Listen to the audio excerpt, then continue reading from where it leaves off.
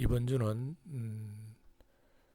블록체인 강의의 마지막 편입니다. 블록체인 첫 번째 파트는 트랜잭션 위주로 강의를 했고, 두 번째는 블록체인 POW와 같은 블록체인에 대해서 강의를 했고, 오늘은 월렛, 전자지갑에 대해서 이야기를 하도록 하겠습니다. 강의할 내용을 살펴봅시다. 먼저 그 월렛 소프트웨어, 그러니까 블록체인을 이용한 전자거래를 하기 위해서는 그 전자거래 자체를 생성을 해야 되겠죠. 그러니까 사용자는 전자거래를 이제 서명을 하고 해서 그걸 만들어야 되는데, 그 역할을 월렛이 하게 됩니다. 그러니까 사용자 측면에서 이제 본다는 거죠. 그 다음에 그러면 월렛은 나중에 이야기하겠지만은 그 지갑인데, 그 지갑 안에는 비트코인이 들어있는 것이 아니고 비밀키가 들어있습니다. 그러니까 그 비밀키를 잃어버리면은 모든 것을 다 잃어버리기 때문에 이걸 오프라인으로 전자지갑을 보관해야 될 필요가 있습니다. 오프라인 월렛에 대해서 알아보고요. 그 다음에 또 이 월렛은 개인이 관리하기가 어려운 측면이 있습니다. 그래서 웹을 이용해서 월렛을 대신 관리해주는 그 웹 서비스를 이용할 수 있는데, 그것을 웹 월렛이라고 이야기를 합니다. 그래서 웹 월렛에 대해서 살펴보고, 그 다음에 이제 온체인 거래, 이 정상적인 블록체인을 이용하는 거래, 이게 이제 정상적인 거래가 구태여 이야기하자면은 온체인 거래가 되겠습니다. 근데 왜 온체인 거래라는 말을 쓰느냐 하면은 블록체인을 편법적으로 이용하는 오프체인 거래가 있기 때문에 그렇습니다. 그래서 그 오프체인 거래와 온체인 거래의 차이점을 살펴보도록 하겠습니다. 또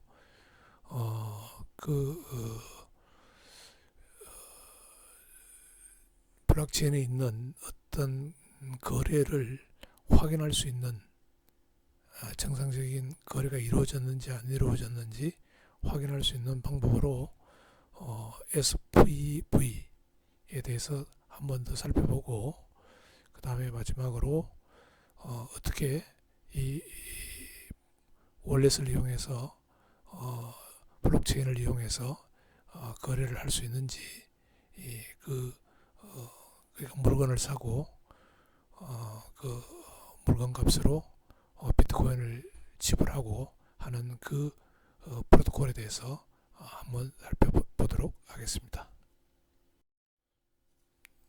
월렛 소프트웨어부터 시작합시다. 자, 그러면은 비트코인이 뭐냐? 비트코인은 디스트리뷰티드 리저, 즉 그 블록체인인데 이게 분산 보관되어 있는 장부죠, 장부. 이 장부는 그 어드레스 주소에 그 얼마의 자금이 있는지 그것을 나타내고 있습니다. 즉 TX out에 있는 그 주소에 얼마의 자금이 있는지를 나타내고 있습니다. 그래서 그 자금이 얼마가 들어있다 하는 것은 이 분산 장부인 블록체인에 정보가 있는 거고, 그러면은 그 프라이빗 키는 그 장부의 그 주소, 주소와 관련이 되어 있죠. 또 그 프라이빗 키는 그 TX아웃의 주소에 있는 돈을 사용하기 위해서는 내가 사인을 해야 되죠. 어떤 TX를 만들 때 그 돈을 갖고 오기 위해서는 TX인에 이 시그니처 전자서명이 들어가야 되는데 그 전자서명을 사인하는 게 프라이빗 키죠. 예, 그렇다면은 아래에 있는 그림처럼 프라이빗 키와 퍼블릭 키가 연관되어 있고 그 퍼블릭 키로부터 주소가 유도되어서 나옵니다. 그러면은 비트코인 월렛은 뭐냐? 결국은 프라이빗 키들을 모아놓은 거죠. 예. 그래서 전자지갑에 프라이빗 키 10개가 있다. 서로 다른 프라이빗 키 10개가 있다 하는 것은 그에 따른 퍼블릭 키 10개가 있는 거고 그에 따른 10개의 계좌번호를 내가 관리하고 있는 게 됩니다.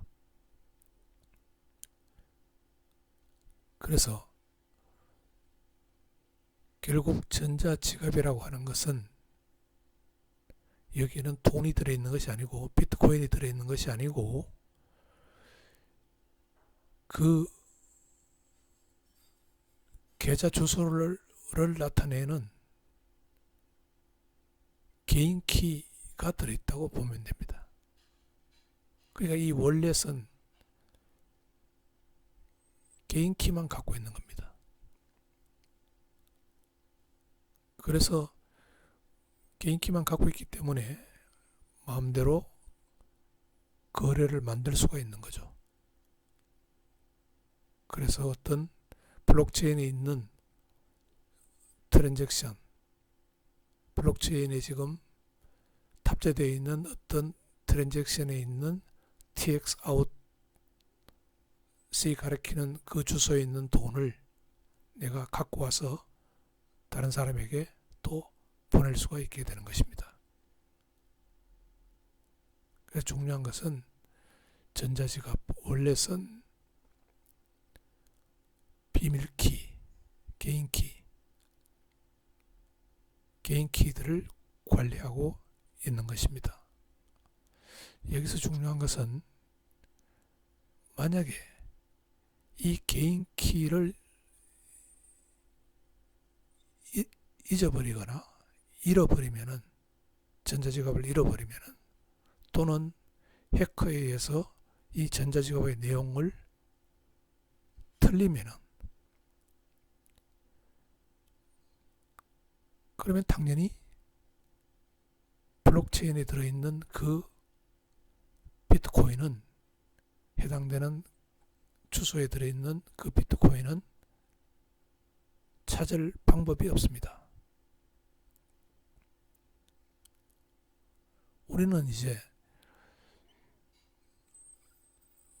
지금 같은 우리 은행을 봅시다.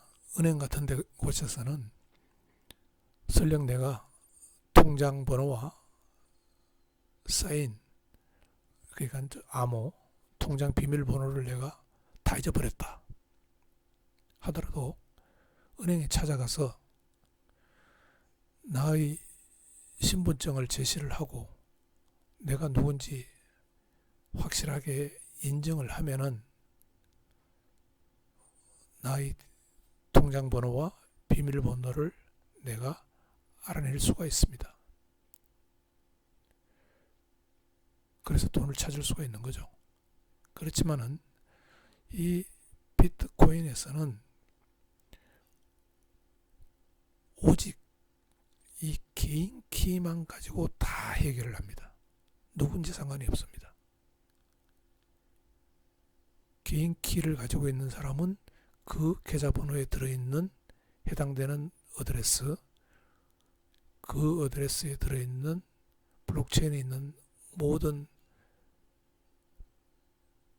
비트코인을 내가 마음대로 처분할 수가 있는 것입니다. 그래서 이 비트코인이 이 중앙에서 관리를 못하고 또 누군지 이게 모르기 때문에, 사용하는 사람이 누군지 모르기 때문에 그 상당히 이 전자지갑 관리를 잘해야 되는 거죠. 예. 예, 그래서 원래 소프트웨어는 자금을, 즉 비트코인을 내가 사용하려고 하면은 이 원래 소프트웨어의 도움을 받아야 되는 것입니다. 그래서 그 원래 소프트웨어가 하는 일을 한번 보도록 합시다. 태스크, 일을 보도록 합시다. 그 다음 Call it the blockchain. 그러니까 블록체인에 있는 어떤 TX의 아웃풋, TX 아웃에 있는 자금을 내가 한번 확인해 보는, 어떤 블록체인에 포함되어 있는 어떤 내 주소에, 내가 관리하는 주소에 돈이 얼마가 있는지를 내가 확인해 보는, 그때 월렛을 이용할 수가 있고, 그 다음에 Generate New Address, 이거는 새로운 비밀키, 개인 키를 새로 만들고 그에 따른 퍼블릭 키를 만들고 새로운 주소를 만들 수가 있습니다. 그래서 뉴펀드, 어떤 자금을 그 새로 만든 그 주소로 내가 옮길 수가 있습니다. 그 다음에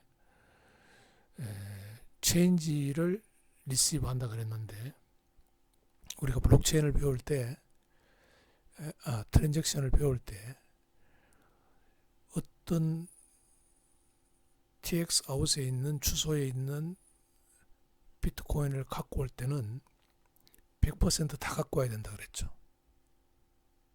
그래서 그걸 갖고 와서, 예를 들어서 뭐 10비트코인을 갖고 와서 내가 다른 사람에게 6비트코인만 보낸다. 그러면 나머지 4비트코인은 또 내가 관리하는 주소로 집어넣어야 되겠죠. 왜 그러냐면은 그 전에 있는 주소에서 10비트코인을 다 갖고 와야 되기 때문에. 그래서 그 체인지, 내가 보내고 남는 돈을 또 나의 주소로 집어넣기 위해서 새로운 주소에 대한 비밀키를 생성하고 공개키를 생성해서 새로운 주소를 만들어서 그쪽으로 그스름 남는 돈을 그쪽으로 집어넣을 수가 있는 것입니다. 또 월렛은 그 사용자와의 그 인터페이스 역할을 하는데,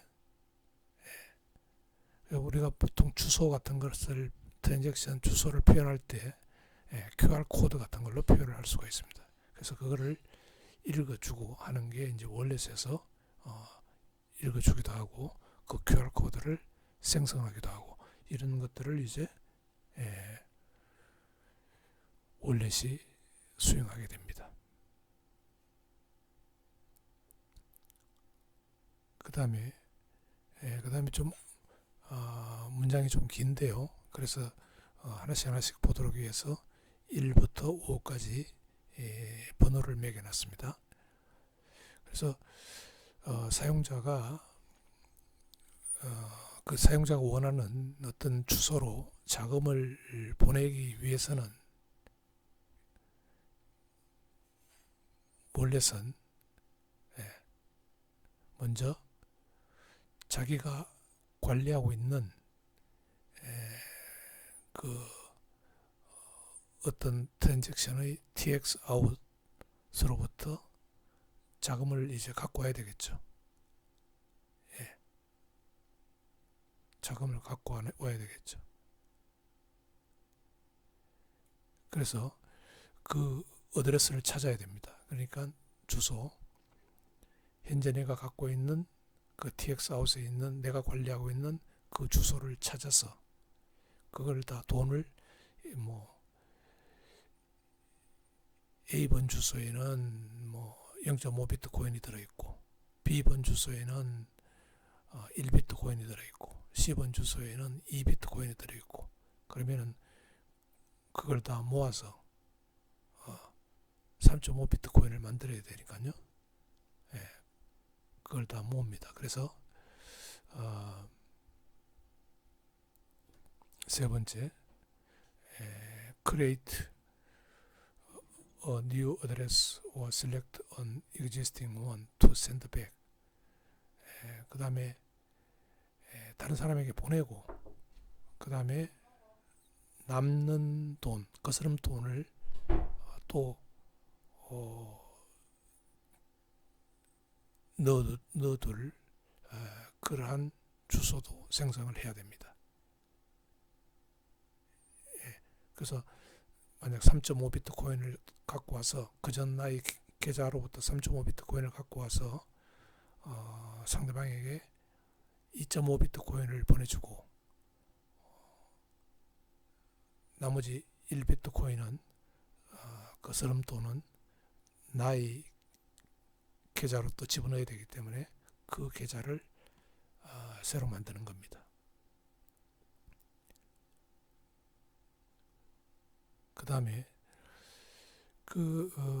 돈을 사용하는 아까 A라는 TX 아웃, B라는 TX 아웃, C라는 TX 아웃 이 세 개를 돈을 쓰기 위해서는 그 세 개의 그 주소에 해당되는 개인키, 내 지갑에 있는 개인키로 다 새로 만드는 트랜잭션에 서명을 해야 되는 거죠.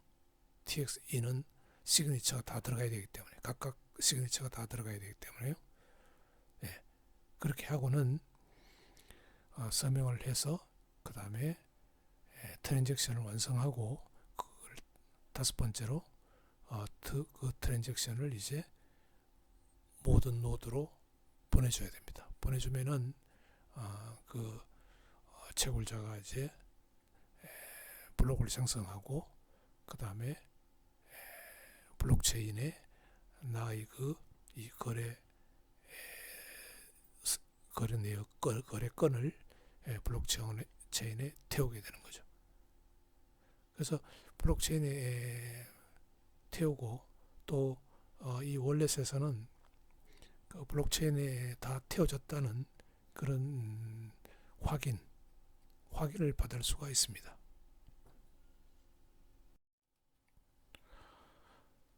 월렛 소프트웨어는 그 새로운 그 개인 키들을 생성하고 또 거기에 개인 키들을 보관해 둔다고 이야기를 했습니다. 다시 이야기하지만은 원래 그 전자지갑에는 그 비트코인 자금이 거기에 들어있는 게 아니고 말은 지갑이지만은 거기에는 개인 키들이 생성되어서 들어있는 것이죠. 그래서 우리가 보통 그 은행 같으면은 계좌번호를 물론 많은 사람도 있겠지만은 보통 한 2개, 3개 정도 자기의 계좌번호를 가지고 있습니다. 그렇지만은 이 비트코인에는 이 프라이빗 키를 자기 마음대로 만들 수가 있습니다. 그 말은 자기가 관리하는 계좌번호를 100개든 1000개든 10,000개든 마음대로 만들 수가 있는 거죠. 그러니까 지갑에는 그러니까 개인 키가 무수히 많은 개인 키를 지갑이 가지고 있을 수도 있습니다. 그러면은 이 개인 키를 잃어버리면은, 분실하면은 작업을 절대로 찾을 수가 없는 거죠. 또 남이 그것을 개인 키를 해킹해 갔다. 그러면은 그 자금은 도둑 맞은 겁니다. 그 사람이 다른 계좌로 다 옮겨가 버리면 어떻게 찾을 수가 없습니다. 예, 이거는 중앙 통제하는 은행과 같은 그런 기관이 있는 것이 아니기 때문에 개인이 책임져야 되는 거죠. 예. 그래서 개인 키의 관리가 엄청나게 중요한 것입니다. 그러면 이 개인 키는 전자지갑에 보관되는데 이 전자지갑을 정말 안전한 곳에, 또 분실될지 모르니까 백업을 받아 놓는 그러한 작업은 너무나 중요한 일이죠.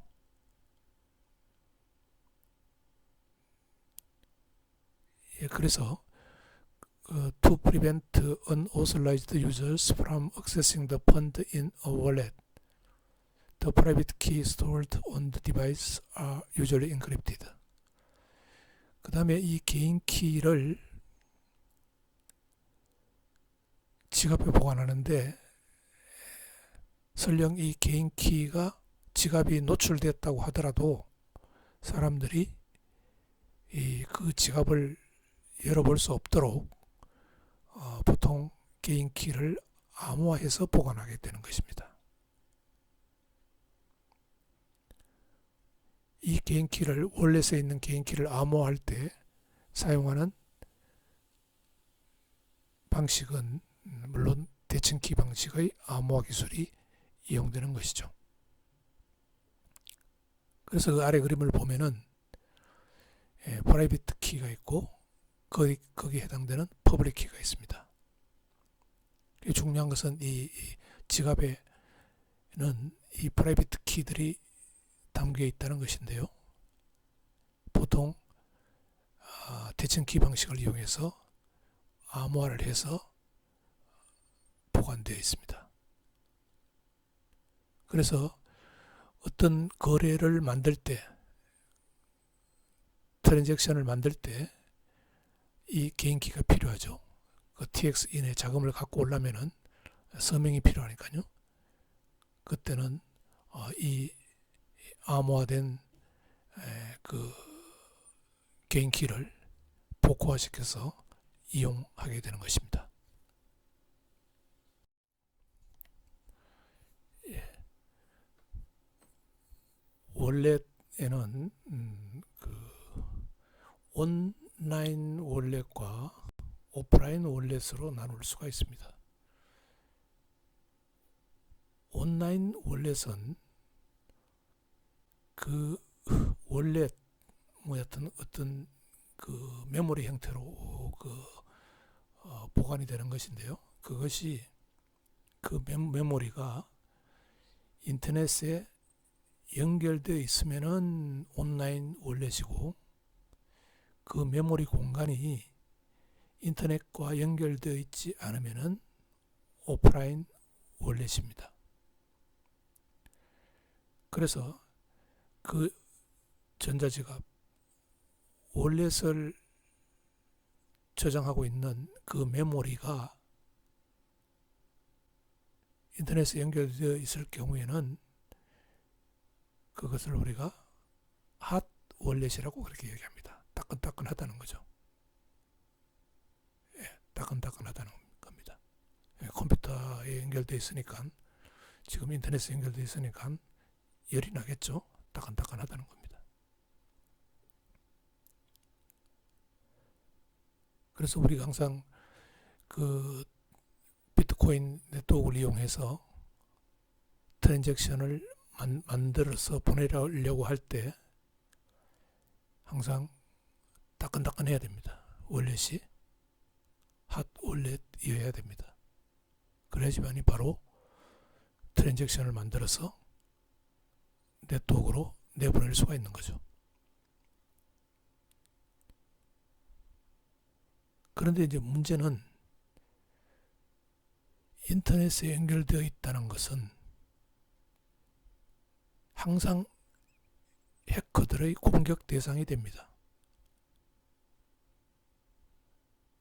인터넷에 연결되어 있으면 해커들이 언제든지 들어와서 그 월렛을 열어볼 수가 있는 거죠. 그래서 이 핫 월렛을 사용할 때는 데이 투 데이 오퍼레이션, 하루 사용할 정도의 자금만 핫 월렛에 보관을, 그러니까 개인키, 그 하루 사용할 자금에 해당되는 분량만큼의 계좌와 관련되는 그 개인키만 핫 월렛에 보관하고, 나머지 자금에 해당되는 개인키들은 오프라인 월렛에 보관해 둬야 합니다. 그래야지만이 해커들이 설령 내 전자지갑을 열어본다고 하더라도 핫 월렛만 열어볼 수 있기 때문에 나의 자금이 다 노출되는 게 아니죠. 그 핫 월렛에 있는 개인키에 해당되는 계좌, 주소에 있는 자금만 해커들에게 노출되는 것입니다.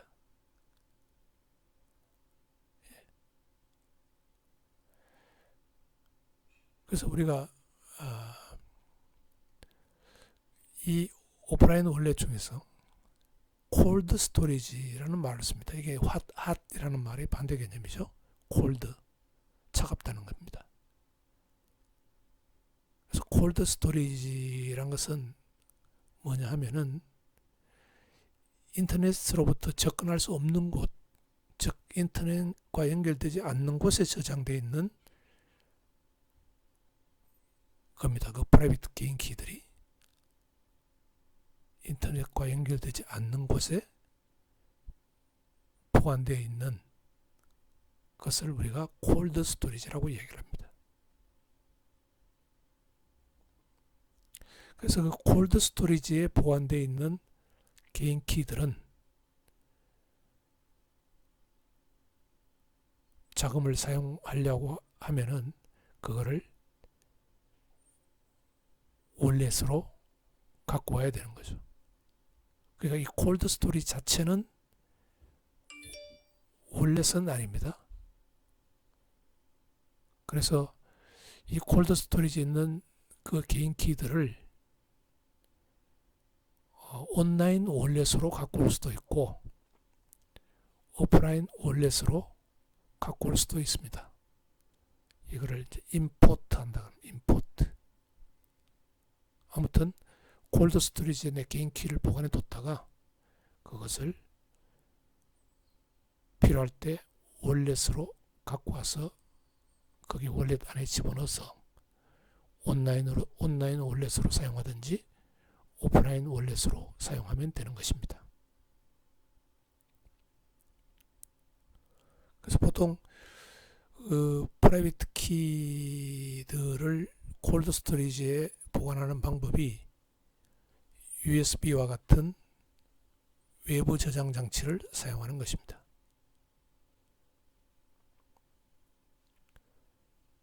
그래서 내가 만약에 어떤 거래를 하고 싶다. 그러면 거래하려면은 어떤 구자에 대해 내가 사용하려고 하는 계좌번호, 주소에 대한 돈을 사인을 해야 되니까 그때 이제 개인키가 필요하죠.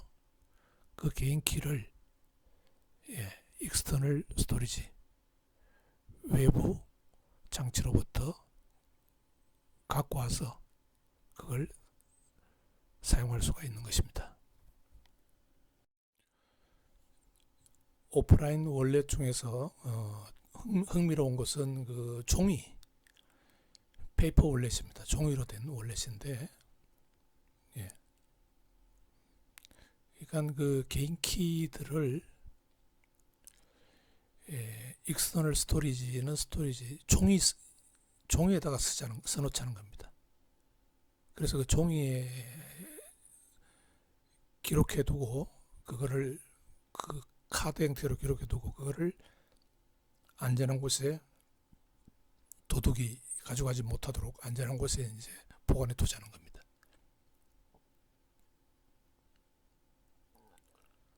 예, 그래서 그 프라이빗 키가 적혀 있고 그 다음에 퍼블릭 키 또는 그 어드레스도 같이 그 종이에다가 적어 놓는다는 겁니다. 종이에 적는 그 프라이빗 키는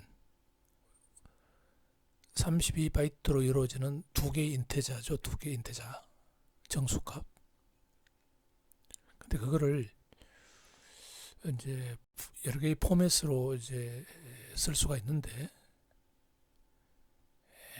그냥 헥사데시멀 포맷으로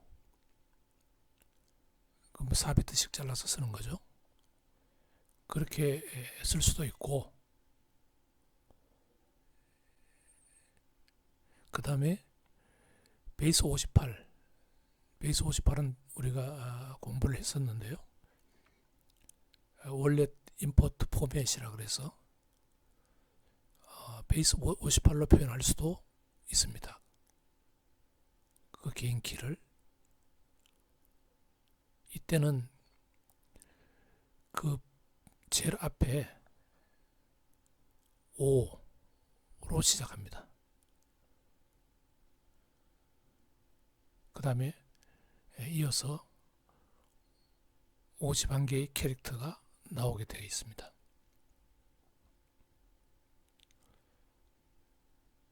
O로 시작하면은 이게 베이스 58로 개인키를 나타냈다 이렇게 보면 되는 것입니다.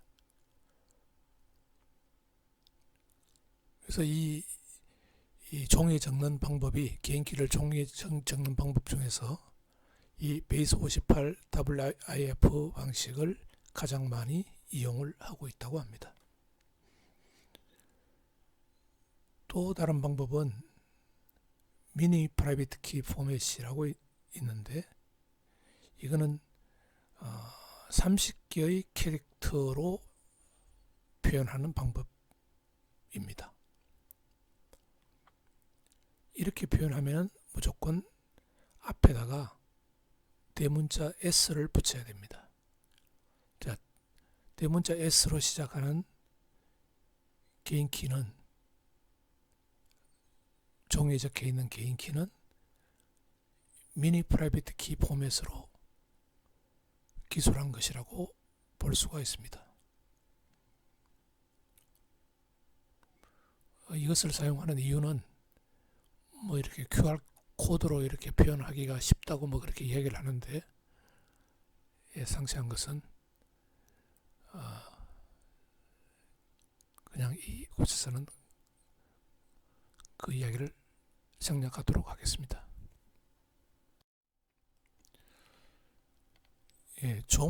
원래 종이에다가 이제 그 개인키를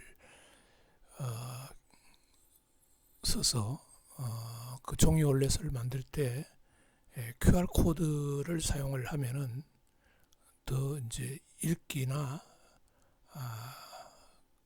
또 읽을 때 어떤 그 타이핑 같은 에러 같은 거 이런 거를 방지할 수가 있겠죠. 그래서 그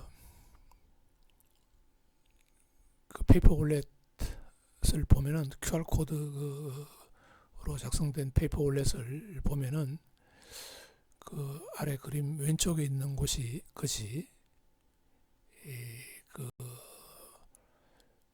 그 QR 코드가 이제 개인키이고 그 다음에 약간 옆에 보면은 어드레스가 쭉 적혀 있습니다. 그 개인키로부터 유도된 어드레스가 거기 적혀 있고 오른쪽 그 사진을 보면은 마찬가지로 이게 QR 코드가 있고, 그 다음에 QR 코드가 있고, 그 다음에 거기 그 프라이빗 키가 적혀 있죠. 또 여기 보면은 O로 시작하죠. 잘 안 보이는데 O로 시작합니다. 그러니까 O로 시작하는 것은 WIF 베이스 58로 인코딩 되어 있다고 되어 있는 것이 거기 보입니다. 예. 그래서 보면 알겠지만은 그 프라이빗 키를 이렇게 쭉 이렇게 나열해 놓는 것보다는, 캐릭터로 이렇게 나열해 놓는 것보다는 QR 코드로 이렇게 해 놓으니까 훨씬 더 higher information density, 뭐라고 이야기해야 될까요?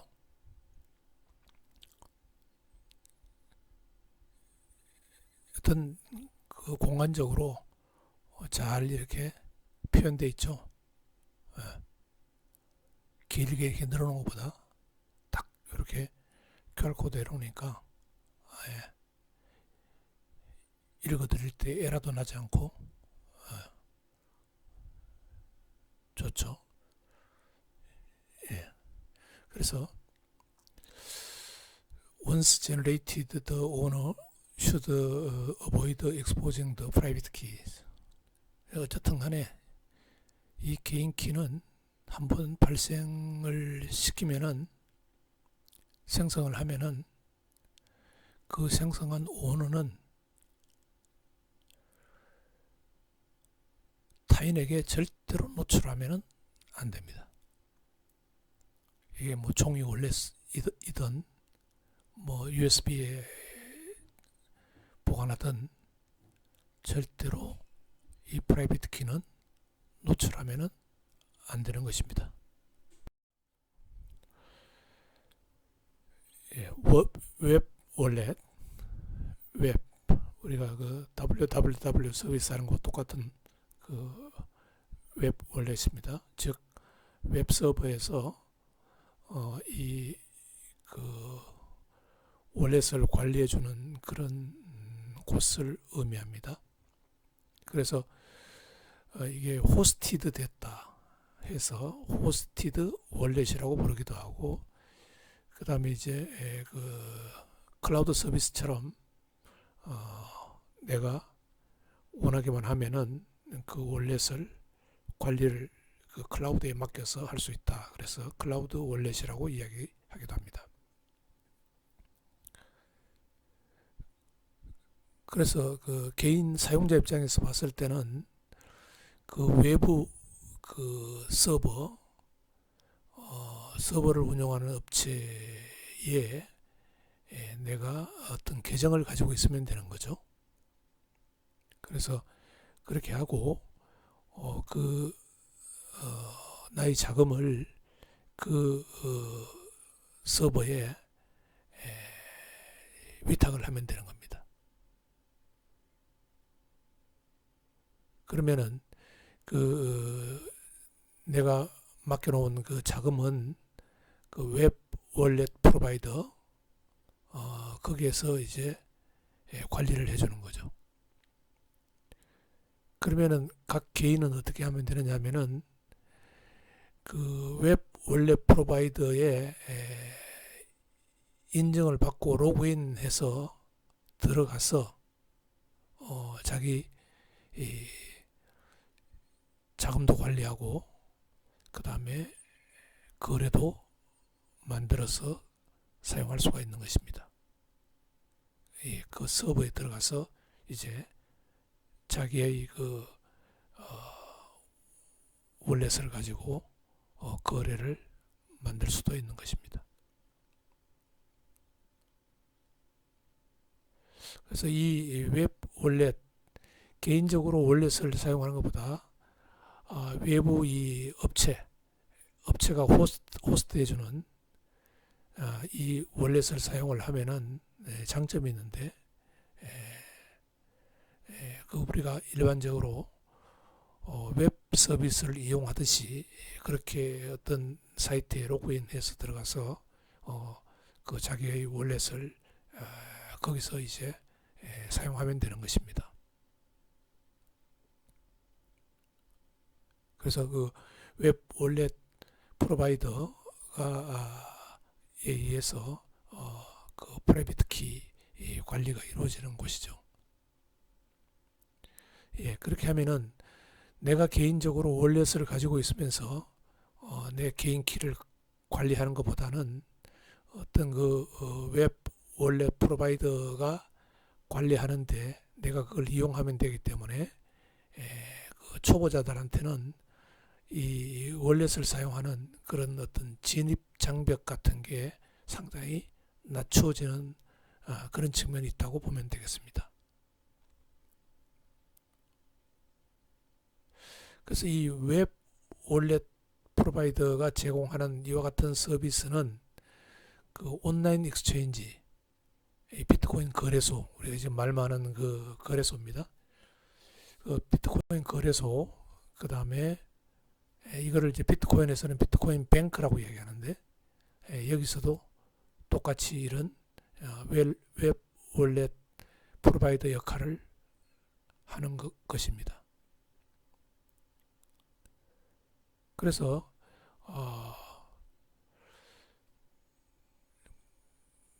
거기 한글로 쓰는 걸 보면은 웹 지갑 공급자, 웹 월렛 프로바이더 하는 서비스는 그 온라인 거래소, 그 익스체인지, 온라인 익스체인지, 그 다음에 비트코인 뱅크 여기서 하는 일과 유사하다는 그런 뜻입니다. 그런데 이제 이 웹 지갑은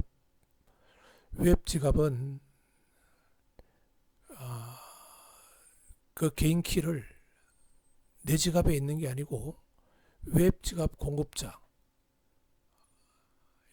외부 그 서버 업체 거기서 보유한다는 점이 온라인 뱅킹과 유사합니다.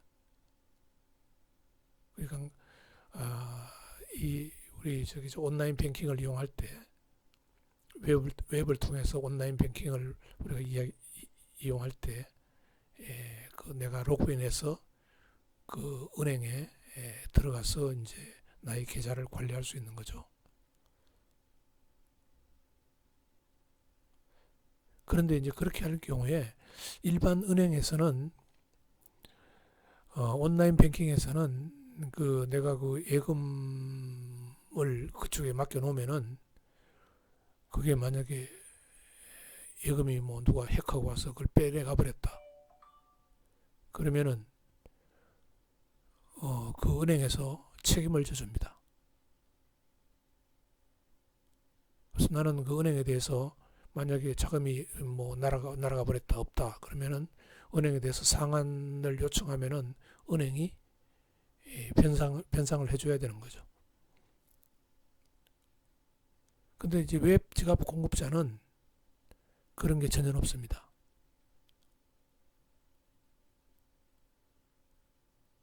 설령 거기 웹 지갑 공급자의 개인 키를 잃어버렸다고 하더라도 이거를 뭐 상환해주는 그런 규정이나 의무가 없는 거죠.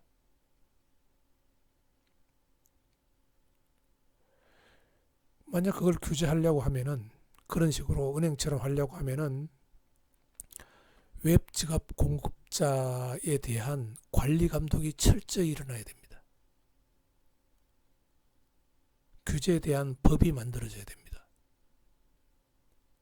뭐 너가 뭘 잘못할 때는 뭐 어떻게 해야 되고 그 일반 고객들하고 관계에 있어서 뭐 어떤 문제가 있었을 때는 어떻게 하고 하는 그런 것들이 누구 책임이고 이런 것들이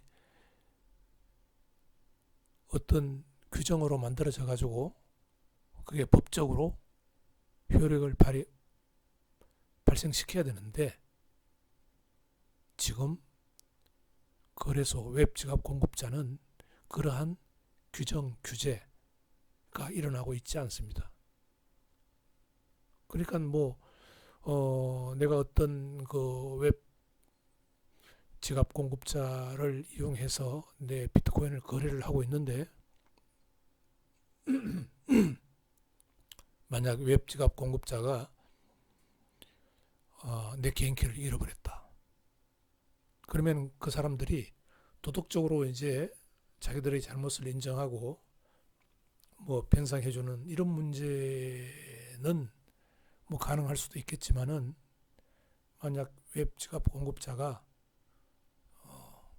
나는 배째라 모르겠다 하면은 어떻게 방법이 없습니다.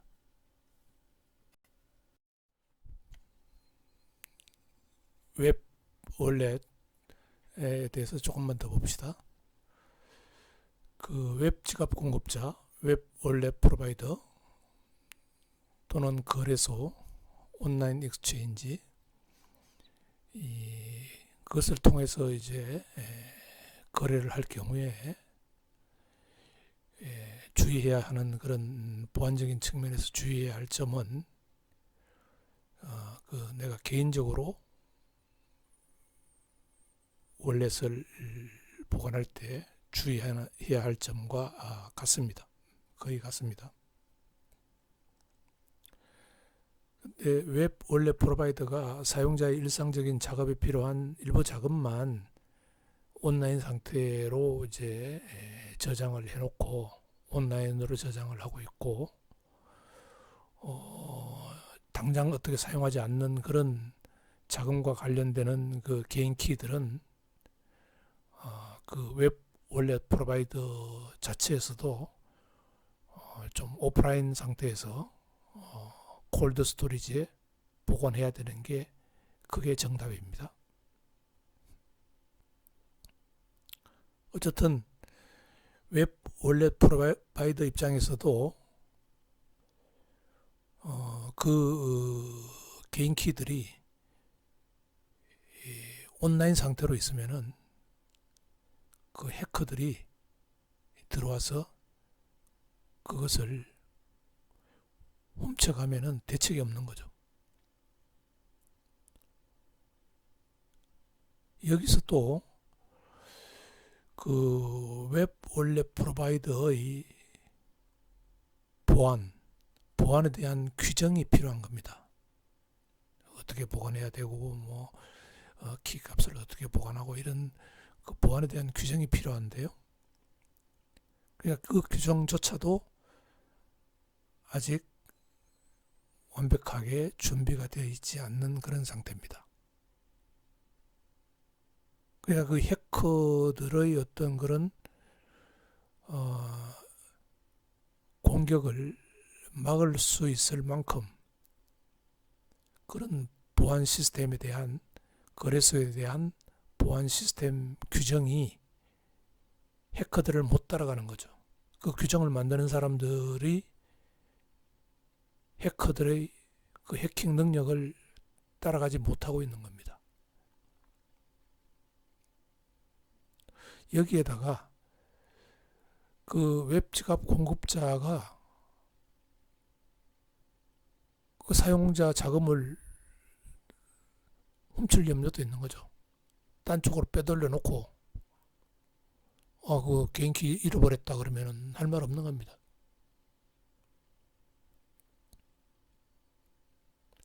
또 개인키 거래소 자체에서 개인키가 해킹당해서 개인키를 분실하면은 그 개인키 자금은 개인키가 가리키는 그 주소의 자금은 몽땅 틀리는 겁니다.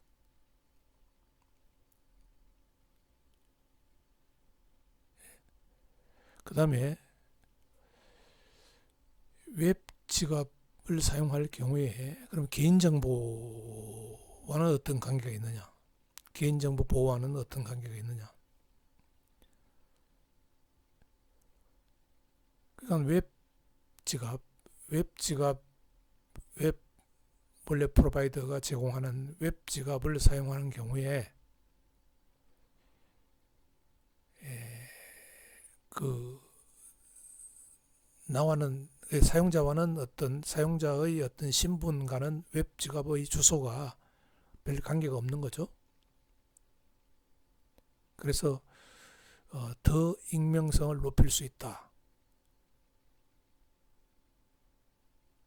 이런 점이 있습니다. 만약 개인적인 월렛을 사용하면은 그 개인적인 월렛이 있는 컴퓨터의 주소, IP 주소는 그 월렛 소유자일 가능성이 높죠. 그렇지만은 웹 월렛 프로바이더가 제공하는 그 웹 지갑의 주소하고 개인적인 주소하고는 상관이 없으니까 익명성이 더 높다, 뭐 그런 뜻입니다.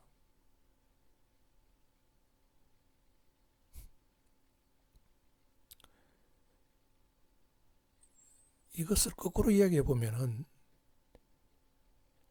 웹 지갑 공급자는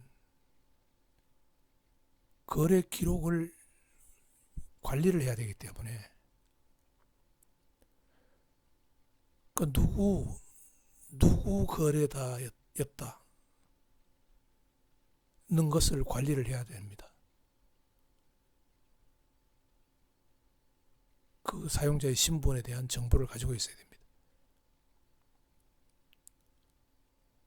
그렇게 되면은 더 익명성이 줄어드는 효과가 있는 거죠.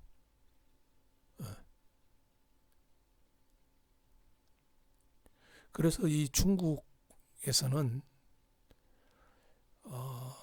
대부분의 사람들이 웹 지갑 또는 거래소를 이용해서 거래를 하기 때문에 법으로 만들어서 거래소는 중국 정부에서 만약에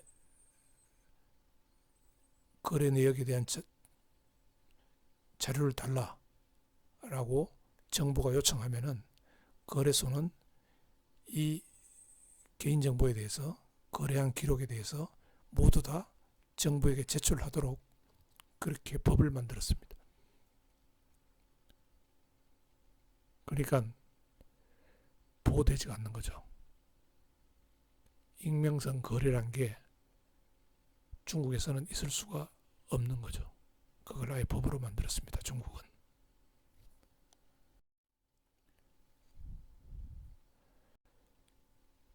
웹 지갑 서비스 공급자 또는 거래소가 하는 일은 거래를 많이 유치해 가지고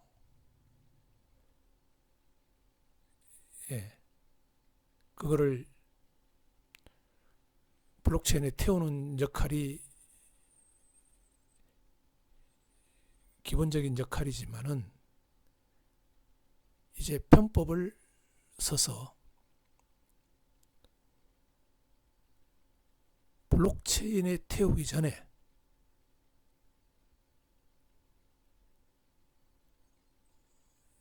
이 고객들로 유치한 거래들을 가지고 막 이렇게 거래를 성사시키는 겁니다.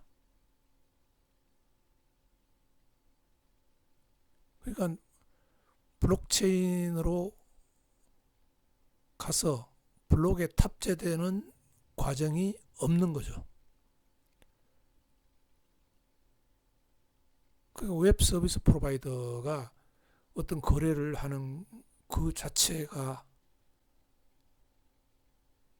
그 사람들끼리 거래가 일어나는 겁니다. 블록체인에 가지 않고. 자, 이렇게 하면은 장점이 블록체인에 가지 않으니까, 블록체인에 탑재되지 않으니까 트랜잭션 처리 비용을 줄일 수 있다. 이렇게 또 장점으로 내세우는데 그건 블록체인과 아무런 상관이 없는 거죠. 단지 투기장입니다. 투기장.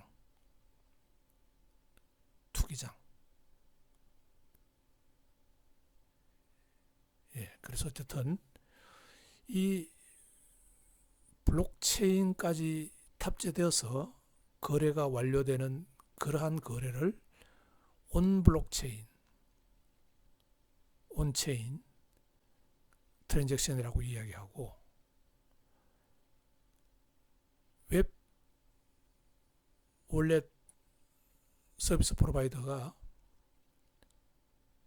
거래를 유치해 가지고 블록체인에 태우지 않고 고객들끼리 거래를 막 해주는, 그것이 오프 블록체인 거래입니다.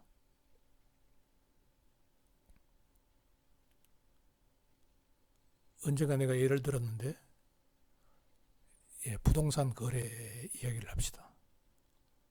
내가 어떤 집을 하나 사면은 부동산 중개업소에 가서 이제 집을 살려고 하면은, 정상적으로 하면은 계약서를 써서 그 돈을 주고 하면은 그게 이제 법무부에 가서 등기가 되어 가지고 어쨌든 간에 내 이름으로 집이 이전되는 등기 서류가 넘어와야지만이 그게 거래가 완성되는 거죠. 그러니까 이 법무부에 있는 등기 서류는 블록체인인 겁니다. 그게 온 블록체인, 블록체인에 태운다는 거고, 만약에 부동산 중개업자가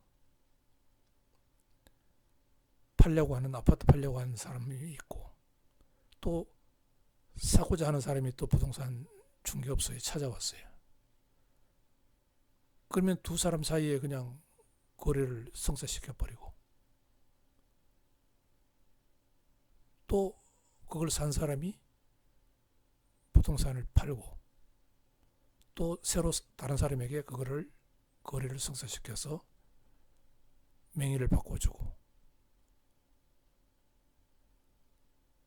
이렇게 한 10번 정도 샀다 팔았다 해가지고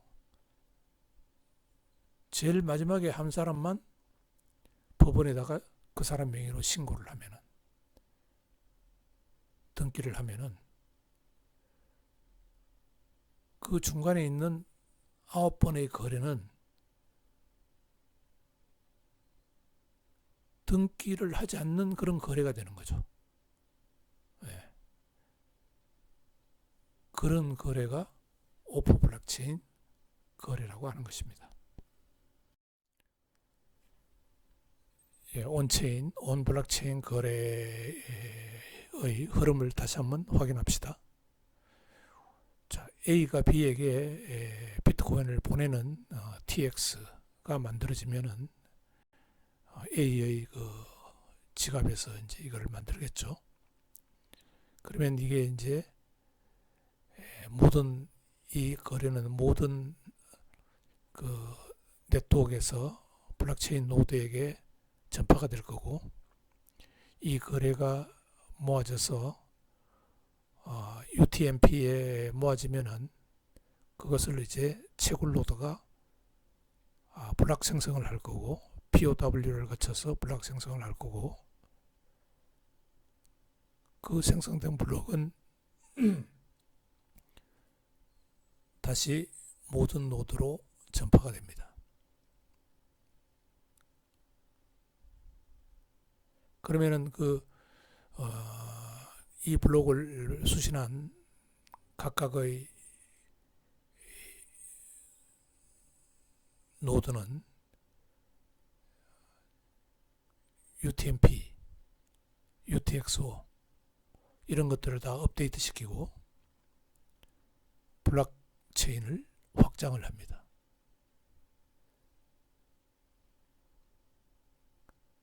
이렇게 확장이 되면은 이제는 거래의 불가역성은 성립할 수가 없습니다. 불가역성이 성립합니다. 그러니까 과거로 절대로 되돌릴 수가 없습니다. 계약했다가 취소시킬 수가 없다는 거죠. 그러면서 A와 B의 거래가 완료됩니다. 네.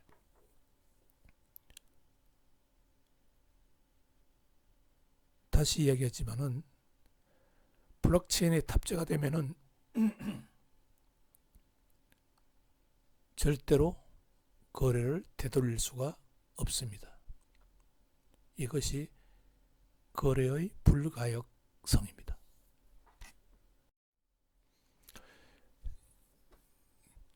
네, 거기에 비해서 오프체인 거래를 봅시다. 자, 위에 파란 테두리, 그것이 온체인 거래고요. 아래가 오프체인 거래입니다.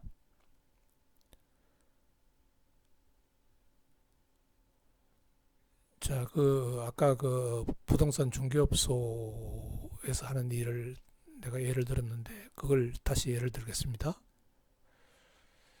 자, 이 부동산 중개업소에서 이제 어떤 집에 대해서 법원 등기부 등본이 나 있는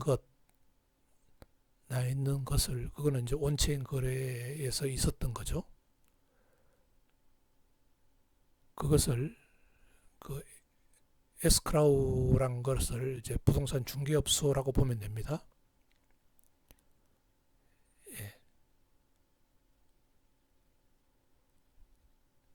거기에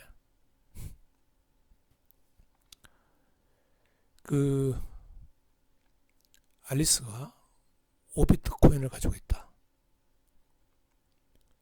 알리스가 5억짜리 집을 가지고 있다는 거죠. 그거를 이제 등기 등본을 갖고 와서 밑으로 내려옵니다. 오프체인 거래를 하는 거죠. 그래서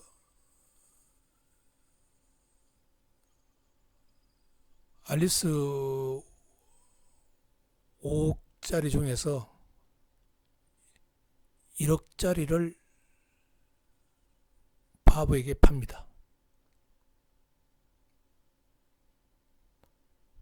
그러면 알리스는 4억 자산만 남아있죠. 또 알리스는 2억을 더 바보에게 팝니다. 그러면은 5억 중에서 알리스가 갖고 있는 것은 2억이고 바보는 3억을 갖고 있죠. 물론 다른 사람에게 팔아도 되고요. 이게 블록체인과 아무 관계없이 거래가 되는 거죠. 또 알리스는 자기가 갖고 있던 2억 중에서 1억을 또 바보에게 팝니다. 그러면 현재 알리스가 1억 갖고 있고 바보가 4억 갖고 있죠.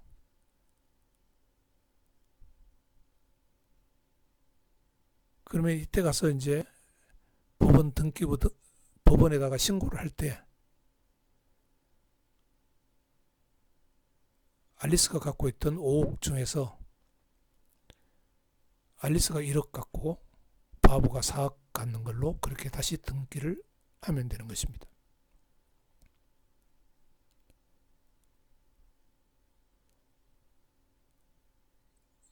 오픈 채널, 크로스 채널이 이게 오프체인 거래를 열었다가 실컷 미등기 전매를 하고 최종적으로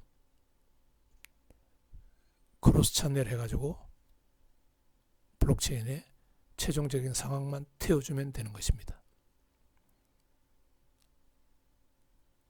이렇게 오프체인 거래는 블록체인과 상관이 없이 거래가 이루어지는 것을 말하는 것입니다.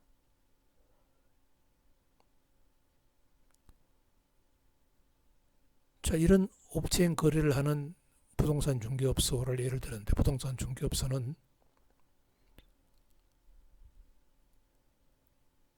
그냥 자금을 훔칠 수도 있고, 또 부동산 중개업소가 그렇게 안전하지 못하니까 해킹 당할 수도 있고, 그렇게 해서 서비스가 부실하게 될 위험이 있는 거죠.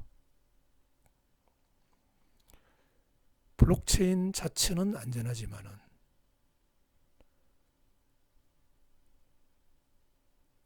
이 오프체인 거래를 하는 곳은 안전하지 못한 거죠. 마찬가지입니다. 법원에 등기부 등본이 있는데, 부동산에 대한 등본이 있는데 거기 있는 것은 안전하죠, 당연히. 그렇지만은 중개업소에서 그걸 가지고 미등기 전매를 하는 그것은, 그 서류들은 당연히 안전한 것이 못 되죠. 그죠? 그래서 지금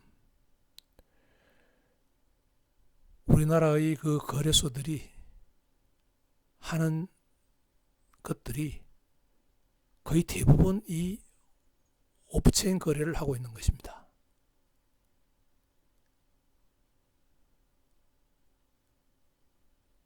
그러면서 이제 수수료를 많이 받아먹죠. 중개 수수료를 많이 받아먹죠. 미등기 전매를 하면서 중개 수수료를 많이 받아먹는 것과 똑같습니다. 문제가 생기면 책임도 못 지고요.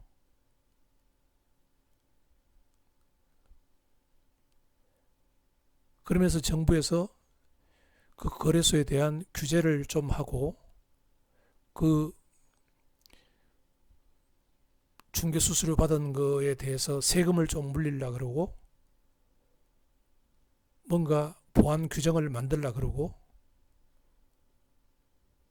그렇게 하니까 거기에 대해서는 또 반대를 합니다.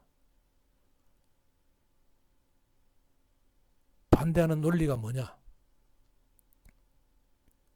블록체인이 앞으로 4차 산업에서 정말 꼭 필요한 핵심 기술인데, 그렇게 오프체인 거래를 하는 거래소를 규제를 하면은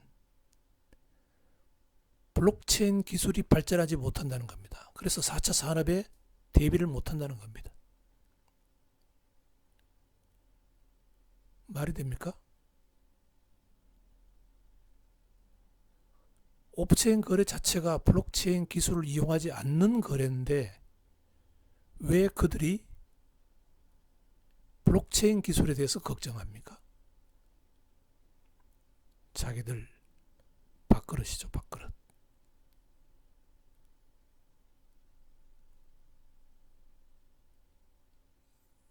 더 참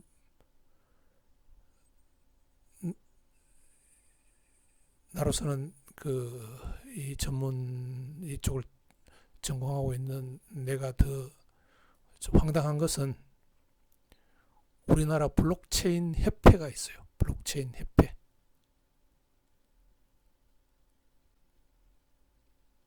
거기 가면은 블록체인 협회에 참여하고 있는 사람이 이 오프체인 거래하는 거래소 사람들입니다. 왜? 돈이 많으니까. 그러면서 이름을 블록체인 협회 이렇게 이름을 붙여가지고 자기들이 꼭 4차 산업에 꼭 필요한 사람들인 것처럼 그렇게 또 매스컴에 이야기를 하고 있습니다.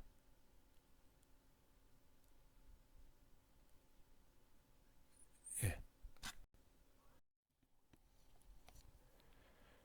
다음으로 Simplified Payment Verification SPV에 대해서 한번 보도록 합시다.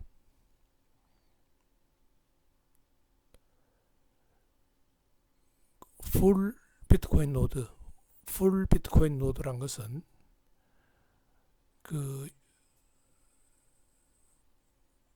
블록체인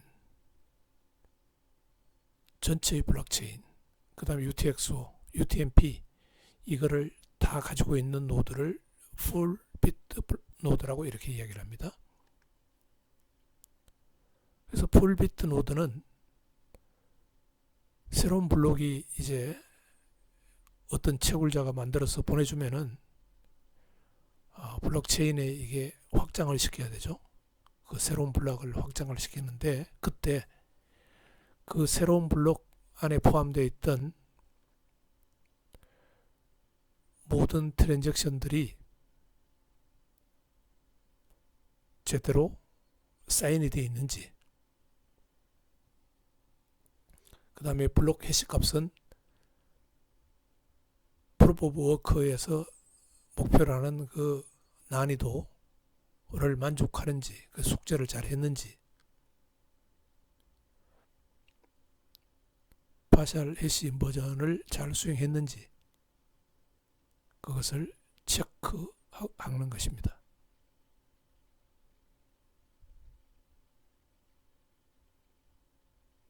그래서 이 체크하는 과정에 그 풀로드들은 또한 UTXO 그것도 업데이트를 하게 되죠.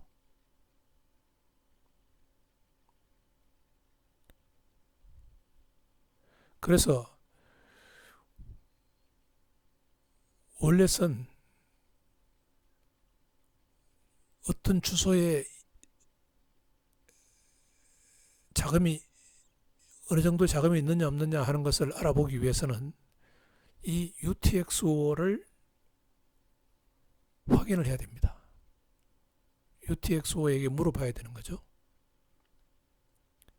월렛이 UTXO에서 물어봐야 됩니다. 월렛 자체는 그 UTXO를 갖고 있는 게 아니니까요.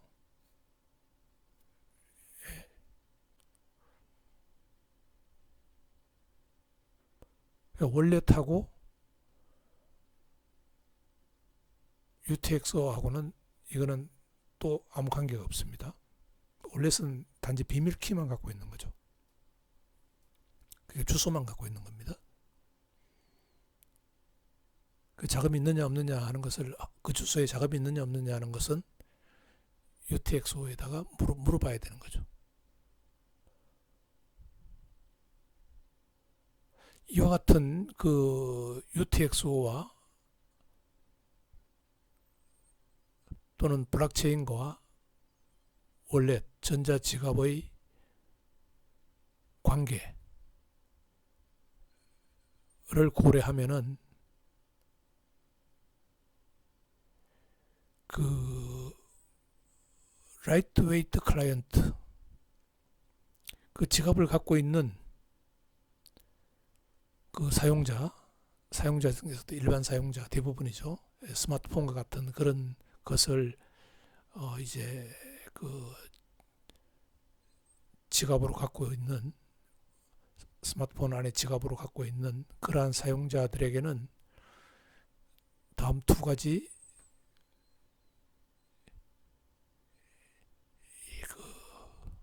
안 좋은 점이 있다는 겁니다.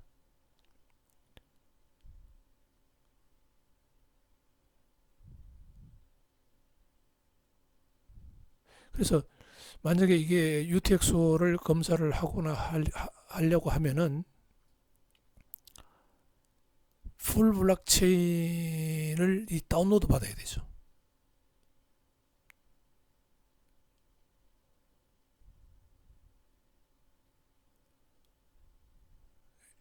예, 스마트폰에서 다운로드 받아야 됩니다. 뭐 월렛 입장에서 봤을 때는 어쨌든 다운로드 받아야 되는 거죠.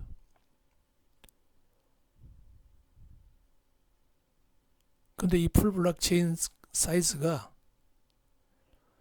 그 스마트폰 저장 공간, 그 다음에 네트워크 밴드위드스, 이 한계를 지금 넘어서고 있다는 거죠.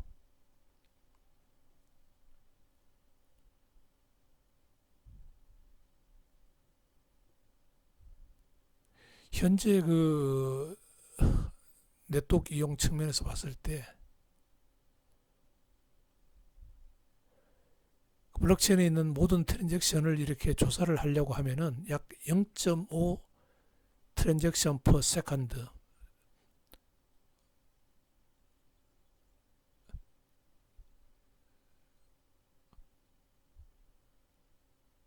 정도가 그 스마트폰 평균 그 스마트폰이 도달할 수 있는 영역인데,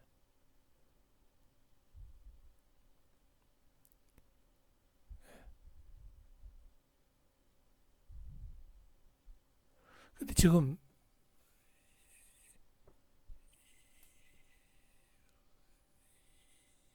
상당히 엄청난 또 일을 해야 되니까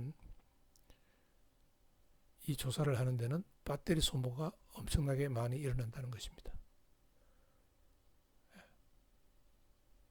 트랜잭션을 검사하기 위해서는 배터리 소모가 엄청나게 많이 일어난다는 것입니다. 그래서 그것에 대한 해결책으로 나온 것이 SPV입니다. SPV 월렛에 대해서 한번 살펴봅시다.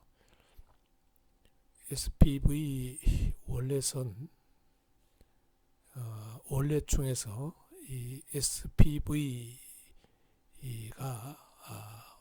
운영될 수 있는 그런 월렛이 되겠습니다. 이 개념은 사토시 나카모토가 비트코인 그 논문에서 백서에서 소개를 했습니다. 그래서 나카모토는 그 SPV 클라이언트를 정의를 했어요. 그러니까 사람 중에 그 월렛에서 SPV로 동작하는 그러한 월렛을 의미합니다. 그러니까 SPV 월렛, SPV 클라이언트 같은 말인데, 특징은 뭐냐 하면은 이 SPV 클라이언트는 그 블록체인 전체를 가지고 있지 않고 블록 헤더들만 가지고 있습니다. 양이 아주 작겠죠. 블록 헤더들만 가지고 있는 것입니다. 일반적인 그 채굴 노드든지 또는 그 패시브 일반 노드든지 간에 그 블록체인, 그 다음에 UTXO, UTMP 이 자료 구조를 다 갖고 있는 게 그게 일반 블록체인 노드인데, 거기에 비해서 이 SPV 클라이언트는 블록 헤더들만 가지고 있다는 거죠. 자, 그러면은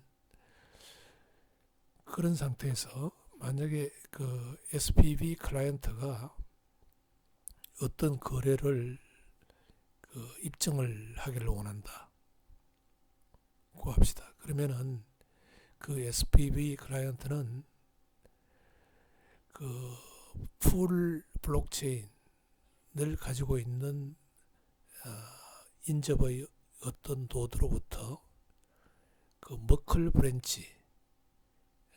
브랜치는 그 자기가 지금 입증을 하려고 하는 그 트랜잭션을 따라서 그 루트 해시를 이루는 그 사이에 있는 그 어떤 값을 요청을 하는 거죠. 그래서 그 아래 그림을 보면은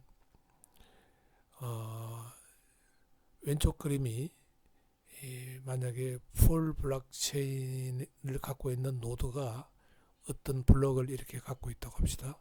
그러면 거기 보면은 TX0, TX1, TX2, TX3 네 개의 그 거래 건수를 그 블록의 바디 몸체 부분에 가지고 있고 또 헤더도 가지고 있습니다. 그러나 지금 SPV 클라이언트는 오른쪽에 있는 것처럼 블록 헤더 체인만 갖고 있는 겁니다. 블록 헤더 체인만. 그래서 블록 헤더만 갖고 있는 거죠. 그 다음에 이 이 SPV 클라이언트가 TX3, 이 TX3라는 트랜잭션에 대해서 지금 입증을 하기를 원한다고 합시다. 그러니까 이게 블록체인에 탑재되어 있는지 어떤지 뭐 이런 것들을 확인하려고 한다고 합시다. 그러면은 TX3와 루트 해시에 이르는 그 머클 브랜치는 그러면서 보면은 해시 2, 해시 3, 해시 23, 해시 01이 관여를 하고 있습니다.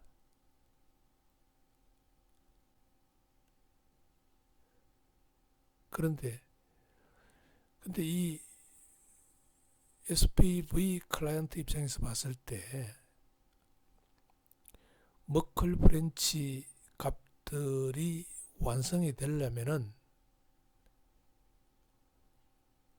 해시 2, 해시 01 이 정보가 필요한 것입니다. 자, TX3 입장에서는요. 그 SPV 클라이언트가 TX3 가지고 있죠. 그러면은 TX3를 해시 함수를 통과시키면은 해시 값으로 해시 3가 만들어집니다. 그러면은 그것과 인접 풀 블록체인 노드에서 받은 해시 2 값을 가지고 해시 23 값을 유도를 해냅니다. 그 다음에 또 인접 그 풀 블록체인을 갖고 있는 노드로부터 해시 01 값을 받아가지고 자신이 만든 해시 23과 같이 해시 함수를 통과시키면은 머클 해시, 즉 루트 해시 값이 만들어지는 것입니다. 그래서 자신의 그 블록 헤드에 있는 그 블록의 머클 해시 값과 지금 머클 브랜치를 따라서 만든 그 머클 해시 값을 비교를 해서 만약 같으면은 자기가 지금 입증하려고 하는 TX3가 지금 블록체인에 제대로 탑재되어 있고 정확한 거죠. 거기에 있는 모든 TX3에 있는 TX in, TX out 모든 정보가 정확하다는 게 입증이 된 거죠. 그래서 여기서 보면은 머클 브랜치를 따라서 인접 블록체인 노드로부터 받아야 되는 정보가 해시 2, 해시 2, 그 다음에 해시 01 이 두 개의 값입니다. 그래서 이걸 어떻게 받느냐 하는 게 이제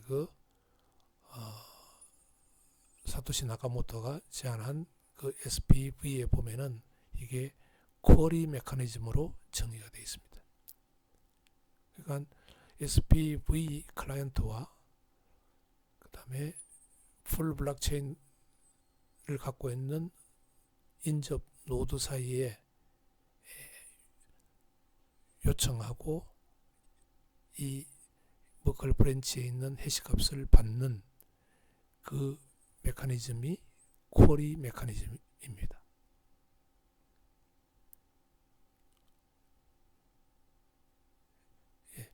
근데 이 쿼리 메커니즘은 최초의 그 비트코인 페이퍼 논문 사토시 나카모토가 쓴 그 논문에는 이 쿼리 메커니즘이 어떻게 동작하는지 잘 언급이 되어 있지 않습니다.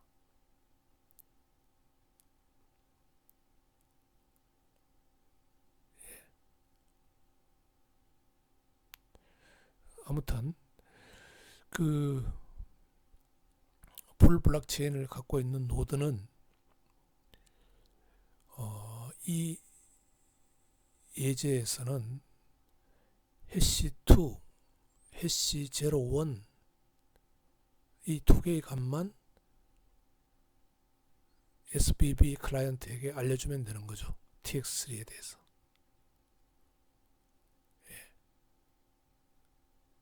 그러니까 이것은 무엇을 의미하느냐 하면은 SPV 클라이언트는 어떤 특별히 그 신뢰하는 그런 풀 블록체인 노드를 필요로 하지 않는다는 겁니다. 그냥 아무 노드로부터 인접 노드로부터 이 정보는 받을 수가 있는 겁니다.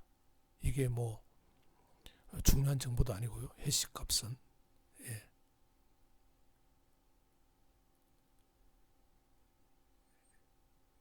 어떤 신뢰할 수 있는 그런 노드에 의존할 필요가 없다는 거죠. 이런 그 SVV 접근 방법은 지금 비트코인 월렛에서 오픈 소스로 구현되어 있습니다.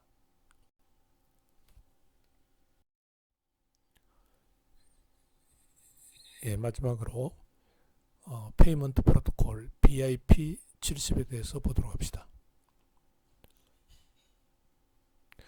이 페이먼트 프로토콜은 머천트 상인 물건을 파는 사람, 그 다음에 클라이언트 고객, 고객 사이에 고객이 그 비트코인을 지불하고 머천트로부터 물건을 살 때 적용되는 프로토콜입니다. 이게 BIP70에 이게 어떻게 프로토콜이 동작하는지 서술하고 있습니다. 그래서 그 만약에 고객이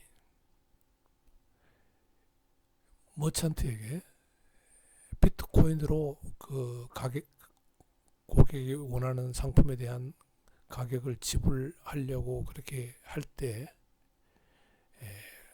그 고객은 그 머천트의 그 계좌번호 즉 주소 정보를 그 월렛에 갖고 와야 됩니다. 어쨌든 간에 그래야지만이 월렛이 그 트랜잭션을 만들 거니까요. 트랜잭션에 TX 아웃에 그 머천트의 비트코인 주소를 그 TX 아웃에다가 집어넣을 수가 있기 때문입니다. 월렛이 트랜잭션을 만들어야 되니까 이 머천트의 주소가 어쨌든 받아와야 되죠. 머천트로부터.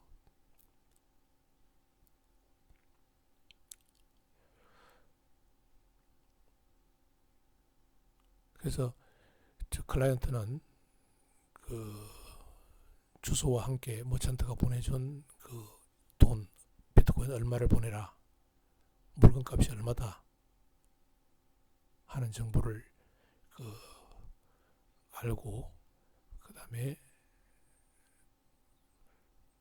월렛에게 이 돈을 트랜잭션으로 만들어서 지불하라 라고 그렇게 고객이 지시를 내리면은 월렛은 그 역할을 수행하는 거죠. 근데 여기에 이제 문제가 있습니다. Man in the middle attack. 공격자는 어떤 공격자가 이 지금 고객과 클라이언트가 대화하는 그 커넥션에 끼어들어왔다고 합시다. 어쨌든 간에 끼어들어와 있다고 합시다. 그러면은 그 공격자가 머찬트가 보내주는 그 계좌번호를 바꾸어서 클라이언트에게 보내줄 수 있다는 거죠. 예, 그러면은 클라이언트가 보낸 돈이 머찬트에게 가는 게 아니고 공격자에게 가버리겠죠. 예, 그런 문제를 해결하는 것이 이 페이먼트 프로토콜에서 추가적으로 구현되어 있는 부분입니다. 그래서 이 페이먼트 프로토콜에서는 그 빨간색 테두리 쳐져 있는 부분을 보면은요, 페이먼트 프로토콜에서는 그 비트코인 주소, 메시지 있는 그러니까 머찬트가 보내주는 메시지에 있는 비트코인 주소를 확장해서 머찬트의 이름, 그 다음에 지불해야 되는 돈, 물건 값이죠. 그 다음에 또 머찬트가 필요로 하는 다른 정보, 이런 정보들을 포함하고 있습니다. 그래서 그런 정보들은 머천트가 사인을 해야 되는, 사인을 하는데 그때 사용하는 키가 머천트의 개인 키죠. 근데 머천트의 개인 키로 사인을 하고 그 다음에 고객 입장에서는 머천트의 공개 키가 있어야지만이 그 사인을 확인하니까 그 개인 키에 해당되는 공개 키를 머찬트는 X509 인증서에 공개 키를 담아서 보내주는 겁니다. 고객에게 같이 보내주는 겁니다. X509 서티피케이트는 우리가 배운 그 PKI, Public Key Infrastructure를 따라서 그 공개 키를 확인할 수 있는 그런 시스템이 되어 있죠. 예, 이거에 대해서도 공부를 했습니다.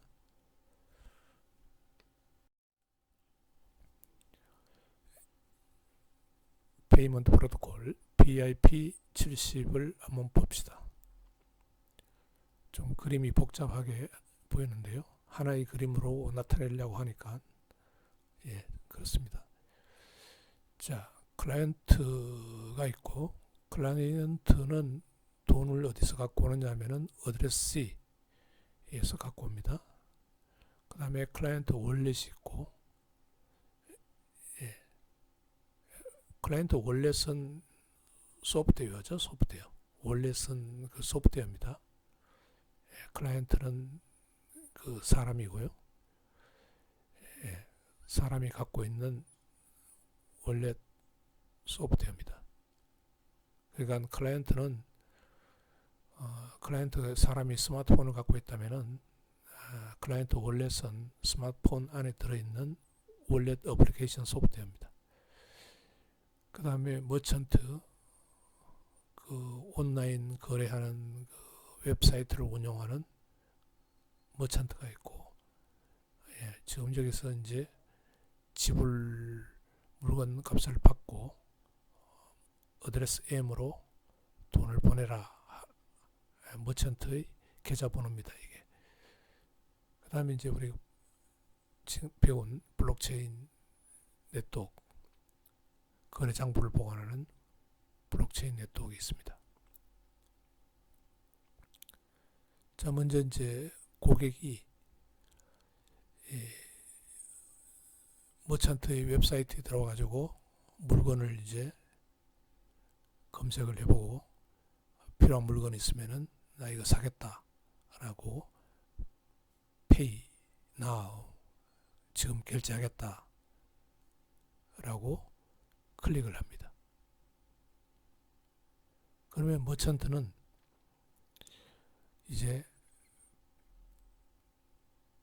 페이먼트 리퀘스트를 보내줍니다. 페이먼트 리퀘스트를. 그 페이먼트 리퀘스트 메시지에는 어떤 정보가 포함되어 있느냐 하면은 머천트의 계좌번호, 주소, 어드레스 M, 그 다음에 name of the merchant, 머천트의 이름, amount to pay, 물건값, 고객이 지불해야 될 돈, 액수, 그 다음에 X509 서티피케이트, 여기는 머천트의 공개키가 들어있죠. 그리고는 이 리퀘스트 메시지가 머천트의 개인키, 지금 X509 서티피케이트에 들어있는 공개키에 해당되는 개인키로 사인이 됩니다. 이 페이먼트 리퀘스트 메시지가. 그런 후에 사인된 메시지가 클라이언트 쪽으로 보내지게 되는 것입니다. 그러면 클라이언트 월렛이 이 메시지를 받습니다. 페이먼트 리퀘스트 메시지를 받아서 월렛이 분석을 하는 거죠. 그래서 왼쪽 그 박스를 보면은 월렛은 이 X509 서티피케이트 안에 포함되어 있는 그 공개키를 가지고, 머천트의 공개키를 가지고 메시지가 사인이 제대로 되어 있는지, 전자서명이 제대로 되어 있는지 어떤지를 체크를 하게 됩니다. 또 그 X509 서티피케이트가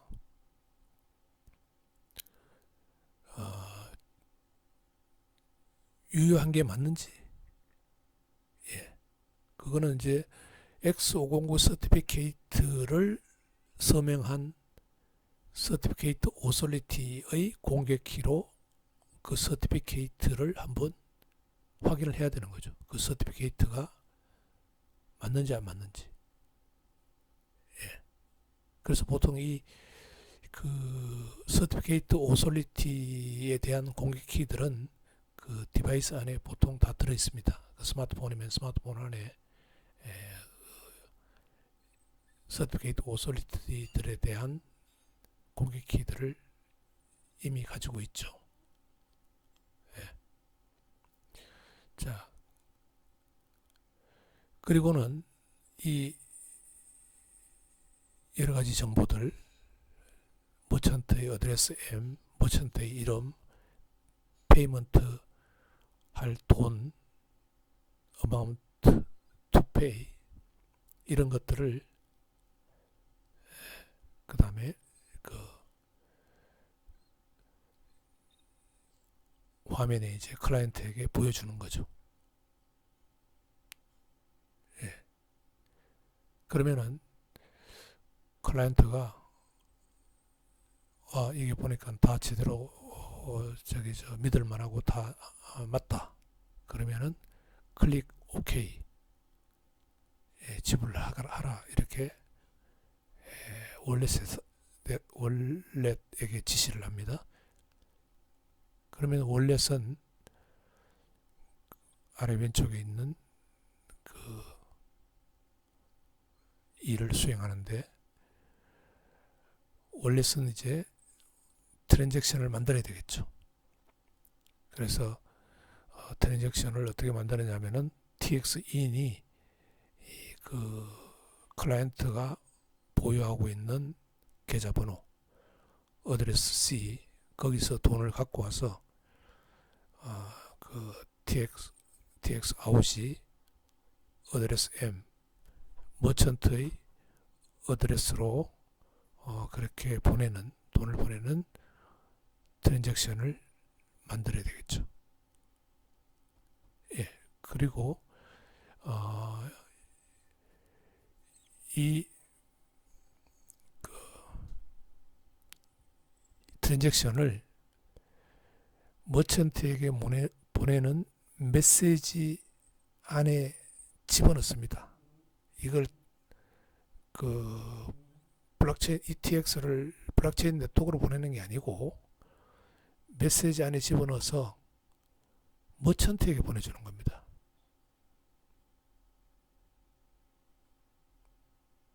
예, 그래서 이 메시지는 추가적인 정보,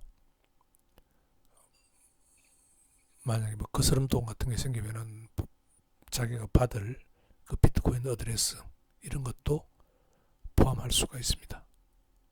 그래서 이 트랜잭션을 메시지에 집어넣어서 이것을 머천트에게 보내주게 됩니다. 고개 위에 있는 그림에 있는 페이먼트입니다. 페이먼트. 예.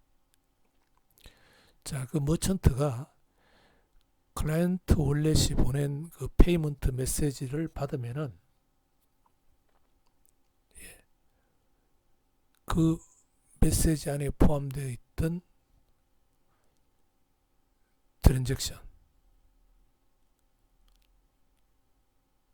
트랜잭션을 끄잡아냅니다. 끄잡아내서 추출하는 거죠. 추출해서 그 어드레스 C가 가리키는 내용, 즉 TX인이 가리키는 내용이 제대로 클라이언트가 사인을 했는지 안 했는지를 확인합니다. 거기 시그니처가 들어가게 돼 있잖아요. 그 시그니처를 확인합니다. 클라이언트의 시그니처를. 그리고는 사인도 제대로 되어 있으면은 그것을 트랜잭션만 블록체인 네트워크로 보내는 거죠. 이게 퍼블리시 하는 겁니다. 그러면 블록체인 네트워크에서는 이 트랜잭션에 대해서 이제 뭐 POW 뭐 이런 걸 거친 후에 블록을 생성하고 블록 안에 탑재를 시키겠죠. 그게 블록에 탑재가 완료된 게 아래에 있는 트랜잭션이 완료된 겁니다. 그러면은 이 트랜잭션이 완료가 되면은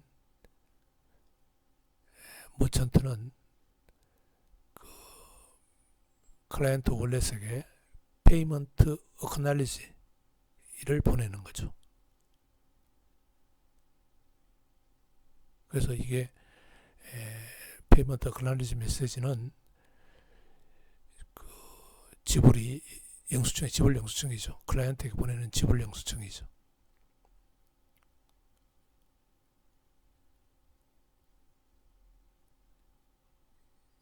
예, 물론 여기에 머천트가 사인을 해가지고 보내죠. 예, 돈 받았다라고 영수증을 페이먼트 어크로 클라이언트 월렛을 보내주면은 클라이언트 월렛이 그것을 클라이언트에게 표시해 주게 되는 것으로 이 거래가 끝나게 되는 겁니다. 여기서 이야기하는 거래는 물건을 사고 파는 때 비트코인을 이용하는 전체 거래를 의미합니다.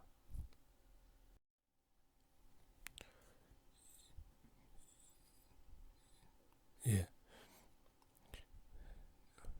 이번 주에서는 우리가 블록체인 3 월렛을 중심으로 한 블록체인의 마지막 편을 공부를 했습니다.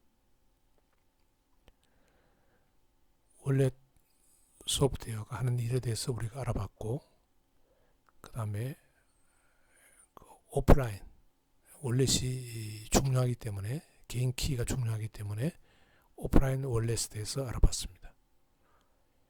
그 다음에 개인이 월렛을 보관하고 이것을 취급하기가 좀 까다로운 면이 있어서 그 웹 월렛 업체에게, 외부 업체에게 그 월렛의 어떤 처리를 일부 위임하는 그러한, 그래서 나는 그 사이트에 로그인해서 들어가서 나의 월렛을 이용하는 그러한 개념의 웹 월렛에 대해서 우리가 알아봤습니다. 이 웹 월렛은 그 기술이 온라인 익스체인지, 비트코인 뱅크, 그러니까 거래소와 유사한 기능을 가지고 있었고, 그 다음에 이게 정상적으로 동작할 때는 온체인 거래라고 이야기를 했죠. 온체인 거래. 근데 어떻게 보면은 좀 편법으로 오프체인 거래를 지금 많이 이용하고 있습니다. 그래서 오프체인 거래와 온체인 거래의 차이점을 살펴봤습니다. 또 그 클라이언트 입장에서는 스마트폰 같은 그런 그 단말을 가지고 있는 클라이언트 입장에서는 라이트 웨이트, 그러니까 가벼운 그런 단말을 가지고 있는 입장에서는 그 풀 블록체인, 그 다음에 UTXO, 그 다음에 UTMP 뭐 이런 것들을 다 가지고 있는 그런 노드로 운영하기가 사실 어렵습니다. 그래서 SPV 클라이언트, SPV 월렛 이런 것을 이제 정의를 했죠. 그게 이제 사토시 나카모토가 그 처음에 이제 비트코인을 개발할 때 백서를 썼는데, 그 백서에 보면은 이 SPV 개념을 도입한다고 그렇게 기술은 되어 있습니다만은 구체적으로 어떻게 한다는 것은 빠져 있습니다. 그렇지만은 지금 현재 비트코인 오픈소스로 돌아다니는 그 비트코인 소프트웨어들은 이 방식을 채택을 하고 프로그램 되어 있습니다. 그래서 어떻게 SVB 클라이언트가 자신은 블록 헤더 체인, 블록 헤더만 가지고 있어도 필요한 거래를 입증하고 확인하고 그렇게 할 수 있느냐 하는 그 방법을 여기서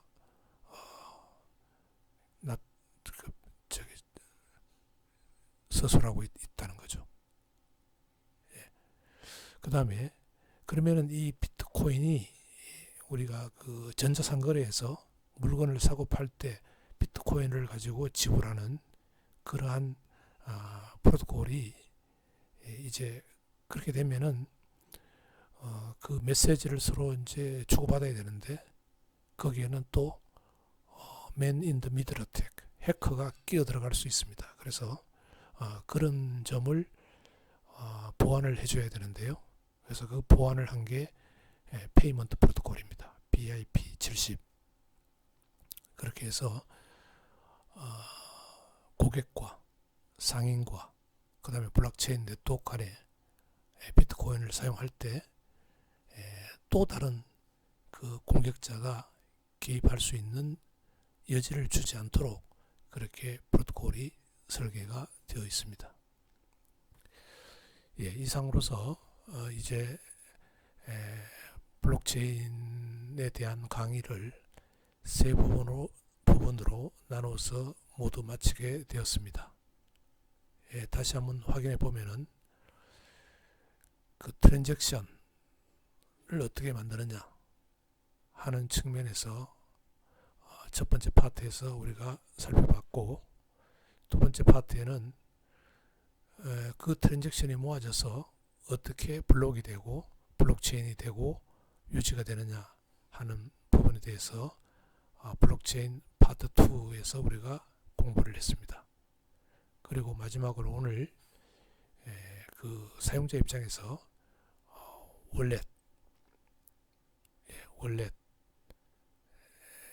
월렛이 뭔지에 대해서 살펴봤고, 그 일반적인 스마트폰과 같은 그 라이트웨이트 그 사용자들이 이 월렛을 사용할 때 그 SPV 월렛을 사용할 수밖에 없는 거죠. 그 점에 대해서 살펴봤고, 그 다음에 그러면은 전자상거래에서 고객과 그 다음에 상인과 블록체인 네트워크 간에 동작하는 그 페이먼트 프로토콜에 대해서 우리가 오늘 마지막으로 살펴봤습니다. 이렇게 해서 파트 3 블록체인에 대한 파트 3를 마치게 되었습니다.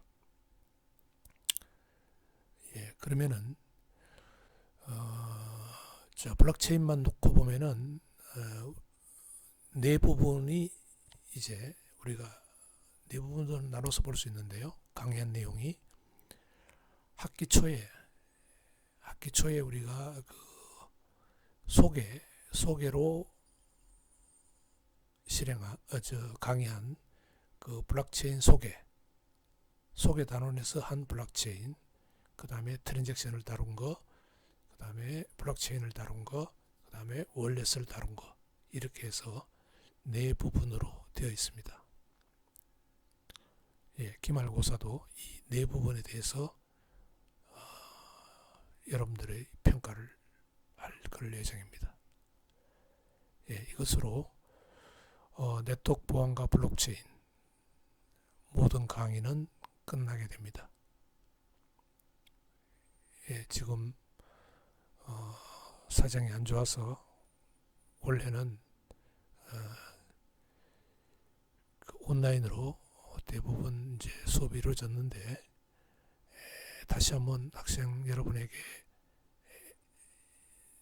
자신 있게 이야기할 수 있는 것은 비록 온라인 강의로 했지만은 그 내용만큼은 훨씬 더 충실해졌다. 그래서 여러분들이 열심히 공부하면은 이 네트워크 보안과 블록체인에 대해서 새로운 지식, 새로운 아이디어를 가지고 또 나중에 사회에 진출할 수 있을 것이라고 그렇게 확신합니다. 이 강의가 강의의 종강이 되었네요. 한 학기 동안 여러분들 수고 많이 했고, 열심히 공부해서 중간고사, 기말고사에서 좋은 성적 받을 수 있도록 그렇게 열심히 하기 바랍니다. 한 학기 동안 수고했습니다. 감사합니다.